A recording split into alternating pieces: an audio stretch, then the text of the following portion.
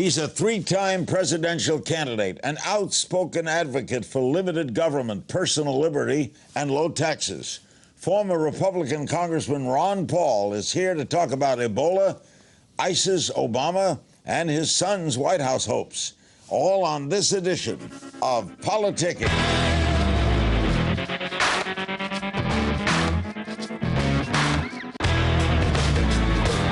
Welcome to Politicking. I'm Larry King. Joining me from Clute, Texas is one of my all-time favorite guests, former Congressman Ron Paul, who made White House bids twice as a Republican, once in 1988 as a Libertarian Party candidate. And he's the founder of the Ron Paul Institute for Peace and Prosperity and the Ron Paul Channel online. That's a great show, by the way. He joins us from Clute, Texas. Ron is a physician. What are your thoughts on the story everyone's talking about, the Ebola outbreak? Well, right now I'm concerned about the hysterical reaction that we're getting. I think it's very, very serious and obviously of a concern for everybody.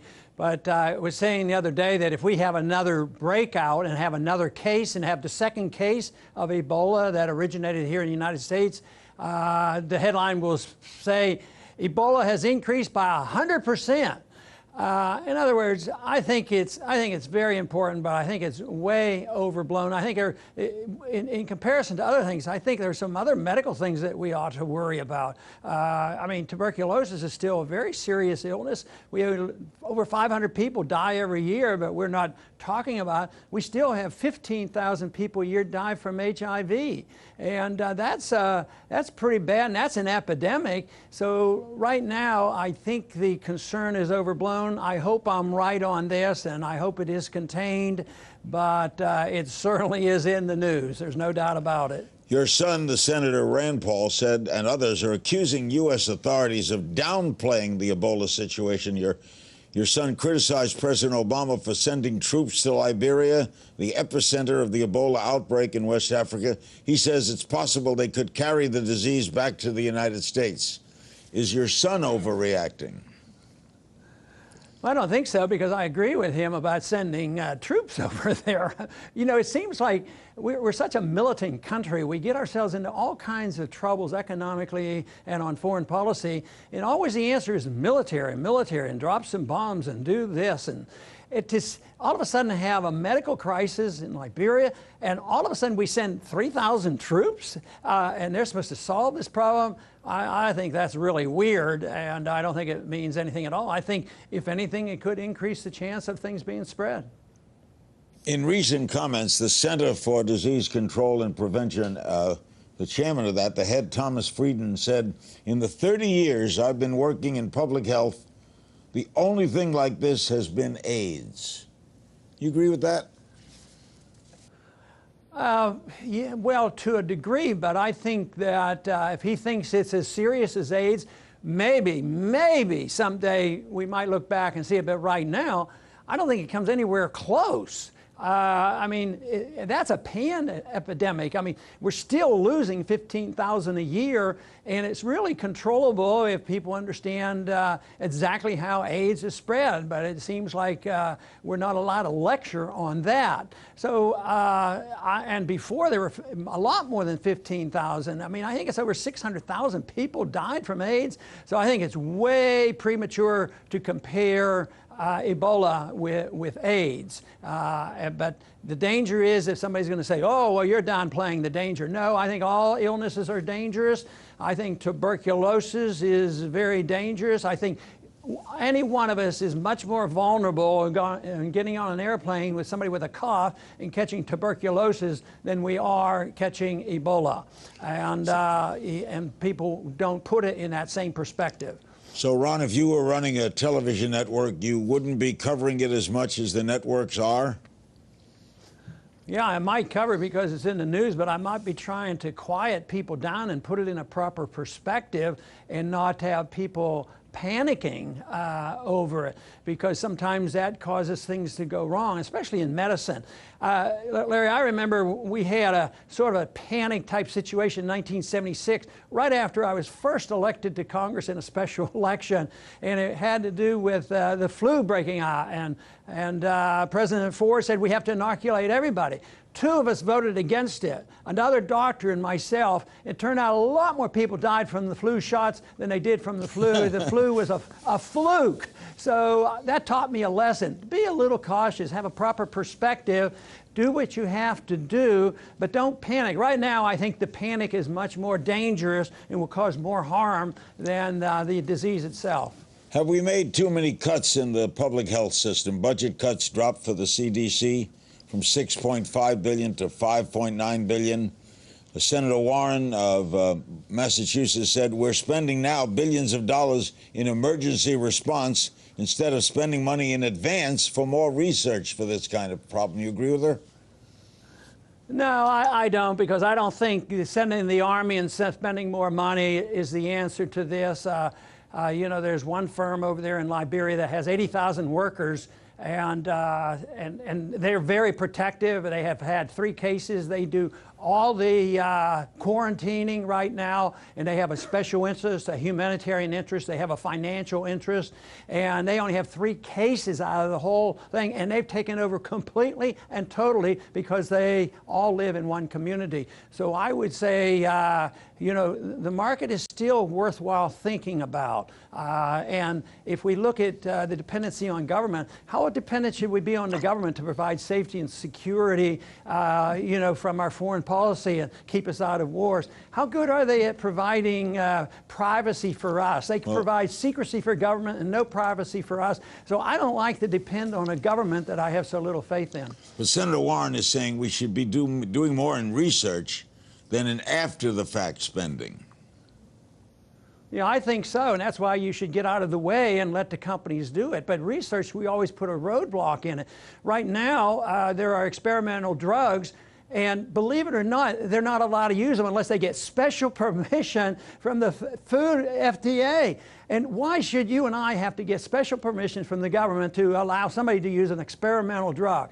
Also, the drugs have been delayed getting on the market. Who knows, without an FDA, we might have had a drug on the market, but it's very, very costly to go through the process. So I think in many ways the government obstructs and prevents these from happening, and I resent the fact that somebody who's dying from cancer or an infection has to go and get bureaucratic permission from the government to say, yeah, I want to take a risk. That should be between the doctor and the patient.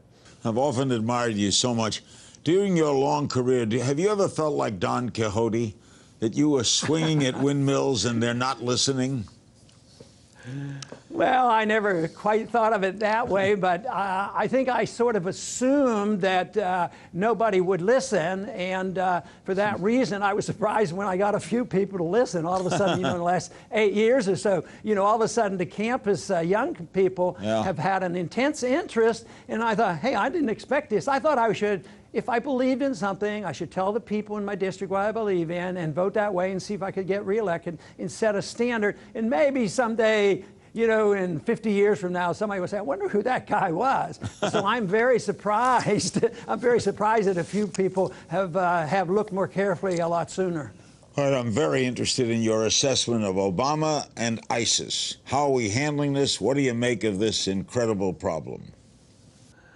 Well, I think he's handling it very poorly because, you know, bombing 7 Muslim countries doesn't win friends and influence people. You know, that tends to get people pretty angry at us. And I think there's always the radicals within all the religions, and if you stir them up, they are going to strike back.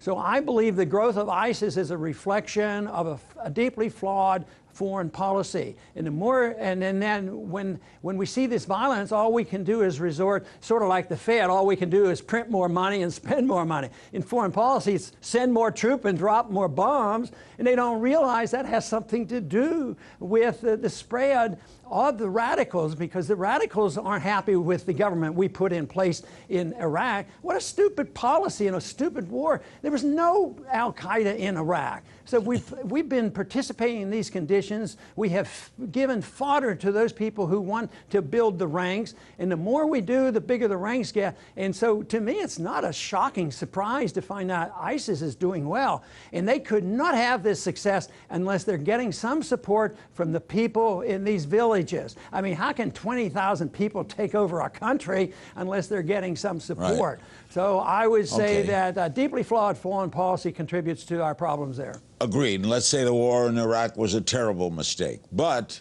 now what do you do? What do you do now? Okay, that was a mistake. Now what? Well, if it was a mistake to go in, you know, in medicine, if you're making a mistake and giving the wrong medicine, the sooner you quit, the better.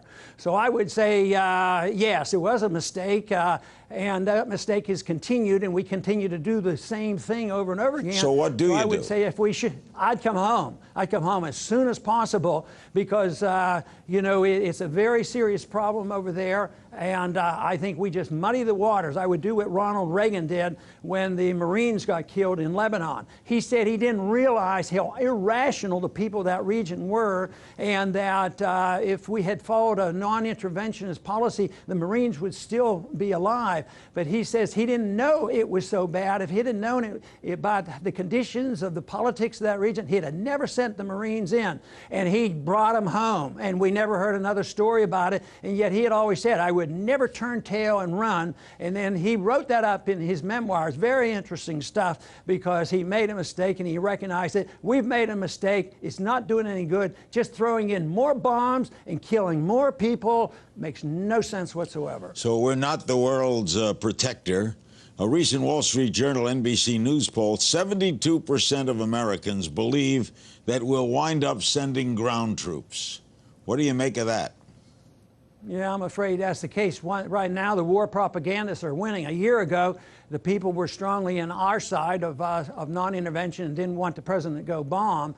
And but if you look at the major networks, if you look at everything the government says, if you look at two political parties, who's really resisting it? It has to do with the way they have played this recent violence of ISIS, and this is emotional, but you don't get a fair shake, you know, from the media, because the war propagandists are in charge. And believe me, there's a few people in the military-industrial complex that's not worrying all that much. You know, they blow up all these missiles and they just go back to rebuilding them again. And here we're terrified about taking over the world with a group of people that doesn't have a Navy or an Air Force or intercontinental ballistic missiles, and they're marching through because they're fighting for their homeland, and they've been able to radicalize the people. And so I think that's a reflection of our failed policy. So ISIS, in your opinion, is no threat to the United States?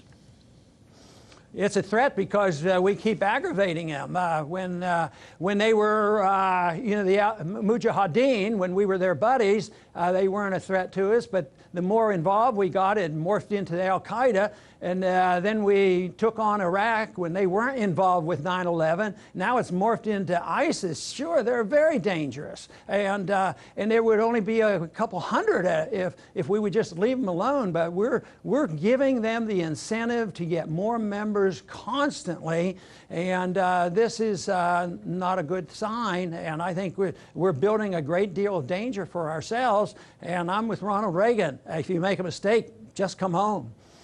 We'll have more with the always outspoken, delightful guest, Ron Paul, right after this. We're back with Ron Paul. He's joining us from Clute, Texas, where he does his own show. It's a terrific show, by the way, on the Internet. Ron, the House recently passed a bill that would open the Federal Reserve's activities, including deliberations on interest rates. We'd be able to see how they do it, increase congressional scrutiny. Do you think that's going to pass, and do you favor it? Obviously, I favor, transparency. It was my bill. It was first passed a few years back, and it's been passed again in the House. But there was a time when Harry Reid was super supportive of auditing the Fed and knowing what they were doing. But now that he could do something about it. Now he has backed off. But about 80% of the American people believe in transparency. They're not going to agree with me on what should be done with monetary policy, but the people say, yes, we ought to know. And this is a consequence of what happened on the bailout. They weren't dealing with about $1 billion that, or less than $1 trillion that the Congress was dealing with. They've dealt with $15 trillion to bail out other countries, other central banks, and other banks around the world. And the American people know about it, and this issue is not going to go away because our economy is very, very fragile, and the Federal Reserve has done nothing but one thing for the last 8 years, and that is print money at the fastest rate conceivable, and they really haven't produced a recovery. So this issue of the Federal Reserve and the need to know more about it is going to be with us for a long time. President Obama said recently at Northwestern University that the past 6 years have been hard but steady and real.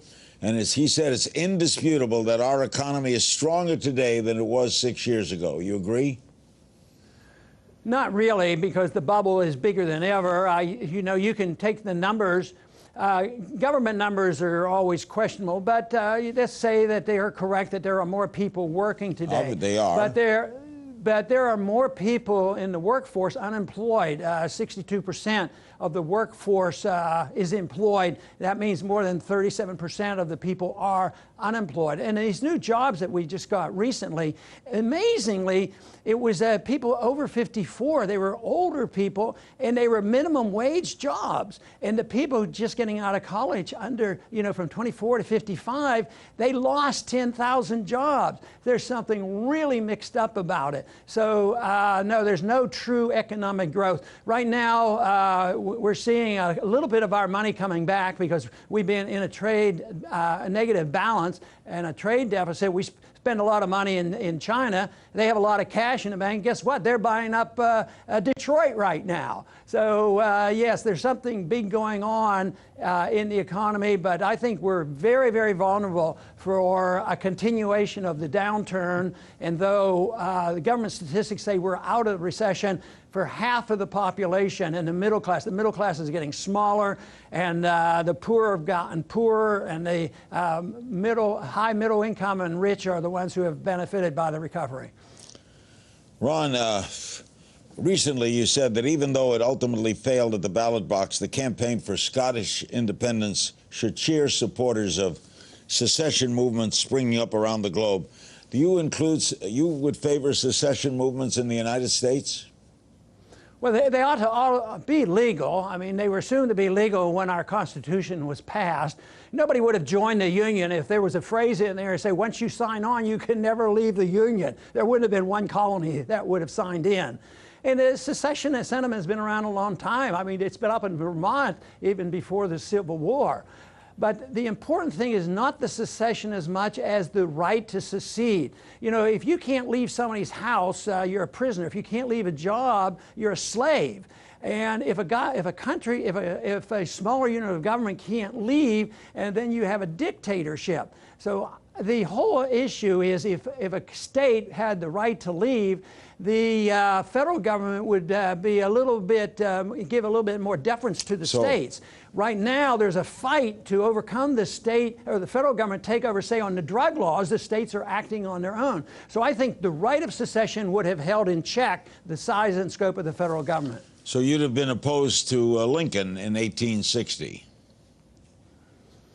Yeah, like Lysander Spooner and a few other very, very liberal-minded people that were strongly opposed to it. No, the right of secession should be there. All units of government, should be able to. I mean, what did we do in World War I? We went into World War I, and what we wanted was self-determination, and we wanted to take over, and yet we gave self-determination. Yeah, sure. We went into the Middle East. We took over the Middle East, and we drew those lines in the Middle East, and we're still fighting over those artificial boundaries, and that is not self-determination. I would say for the Middle East, self-determinations would mean that the Kurds have a right to Kurdistan. Allow them to have their homeland, and that's the way it should be around the world. But you wouldn't have supported slavery. Obviously not. But most Americans are enthusiastic about independence. what does independence from the British Empire mean? How can anybody be against it? You know, and what about the breakup of the Soviet Union? That's fantastic. You know, that was, to me, the greatest miracle of the 20th century. All of a sudden, this huge, huge, you know, dictatorship empire just disintegrated because people exerted their right to leave. And I think, yes, secession and independence is a proper role. Let the people, well, this is a perfect solution for Ukraine. Why can't the Russian Ukrainians and the European Ukrainians just have an agreement? We'll be friends, we'll trade, we might even call ourselves Ukraine, but we want independent-minded people running our local government. Why do people fear that? Be a wonderful. Pardon me? Why do people fear that? Why do people fear other people being free?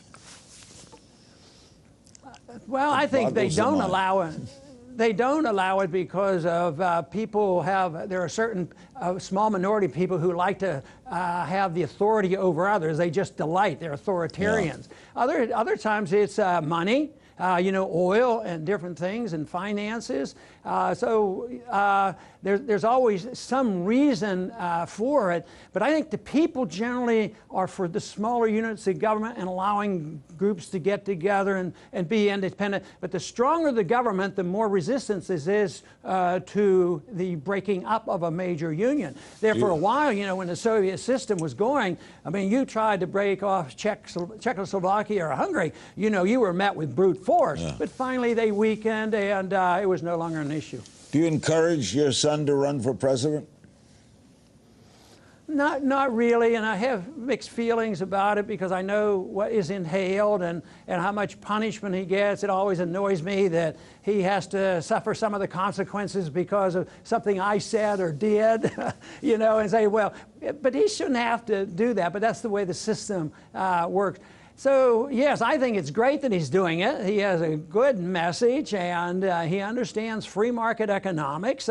And I just think that it's doing a world of good. But I also know the power and the strength of the establishment, and it's a tough road to hoe, I'll tell you that. But I would never have discouraged him from doing it, just like I didn't say, Rand, I really want to see you go to med school and be a doctor, but I never discouraged him and was delighted when he did go to medical school and become an ophthalmologist. Would you campaign for him if asked? If he chooses for me to go doing that, I campaign for him all the time because the message of liberty is his and the message of mine is liberty, and that's all I do all my life. For as long as I can remember, that's been my goal. What do you make of this whole political situation now in America, this incredible rift between both sides, the Tea Party, the Republican Party, the Democratic Party? You can't get anything passed. People hate each other. What do you make of that? Well, first, I think it's a sign of the economy. They're running out of money and running out of ideas, and we're a bankrupt country, and we have a foreign policy that's unmanageable. But I take a little different position on this because I think on the big things, they're too close together. I see if you take the Federal Reserve System, the leadership of both parties, boy, they come together. They're not going to have audit the Fed, and they're not going to talk about constitutional money. What about foreign policy? How about leaving the Congress here just a month ago? John Boehner and Reid got together and said, we're going to have an omnibus bill. We're going to put the money in here. We're going to give the president money for Syria. And they're both interventions. They're both for the war. So sometimes I would say there's too much bipartisanship. But I think the bickering is real. I think it's over power and special interests. And they're fighting over that. But I think it's because we're not rich like we were in the 1950s. They didn't have to worry about future. We had a positive trade balance, and we were the powerhouse of the world. But now, economically and militarily, believe it or not, I believe we're going to be threatened, and financially we're in bad shape. So I think that there's some restraint on the politicians in Washington, and that's what they're fighting over. You expect any big changes in the midterm elections?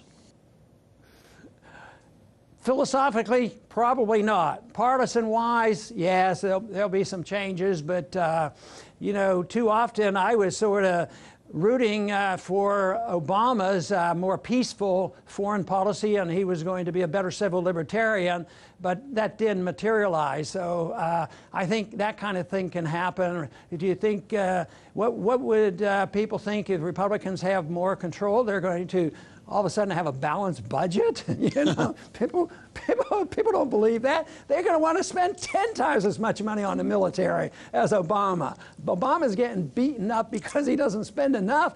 And here the constitutionalists and the libertarians say, hey, maybe he should do what he said. He just won the Nobel Peace Prize, for goodness sake. So I would say that I'm cautious in my predictions of having the revolution. I'm waiting for the real revolution, the intellectual revolution, and it's coming. Do you think Hillary will be formidable if she runs?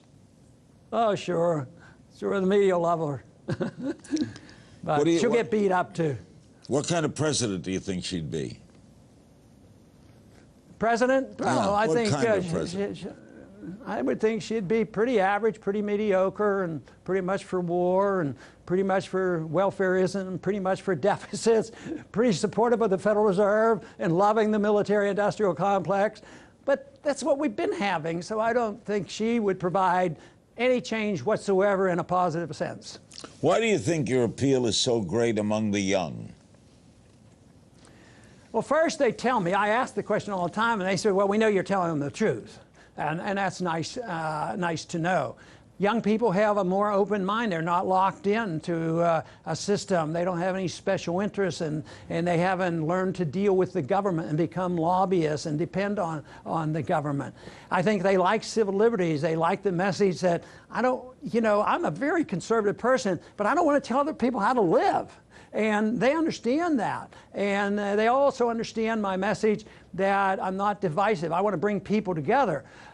You and I might not agree on how we want to use our liberties, but we can agree on what liberties should be. So liberals and conservatives and progressives should come together as long as we don't use force against somebody else. That is very appealing to young people, and the peace message, very powerful. With young people, and even though the wars continue, there was another statistic out that the young people, 70-some%, don't want any part of this war, as well as our soldiers. They did a poll with our soldiers. They don't want to put troops over there either. So young people are especially open to these ideas. Does that make you more optimistic than pessimistic about the future? I'm more optimistic. I'm pretty much, yeah. But on the short run, I think the economy must go through the ringer. You have to liquidate debt, and you have to get rid of malinvestment. And since they won't allow that to happen for political reasons, it'll happen for just economic reasons, and we will go through that. But no, I think the young people encourage me a whole lot. They're studying free market, Austrian economics. They're understanding monetary policy. They like civil liberties, and they don't like war. And I still go to the campuses as much as I can, and the receptions are very good, and that makes me an optimist. Ron, you're always a great guest. Always great seeing you. Thanks so much. You're welcome, Larry. Nice to be with you. Ron Paul, a great guest. We thank him so much for joining us, and thank you for joining me on Politicking. Remember, I want to hear from you. You can join the conversation on my Facebook page. Share your thoughts on Twitter by tweeting at King's Things and using the Politicking hashtag. That's all for this week's Politicking.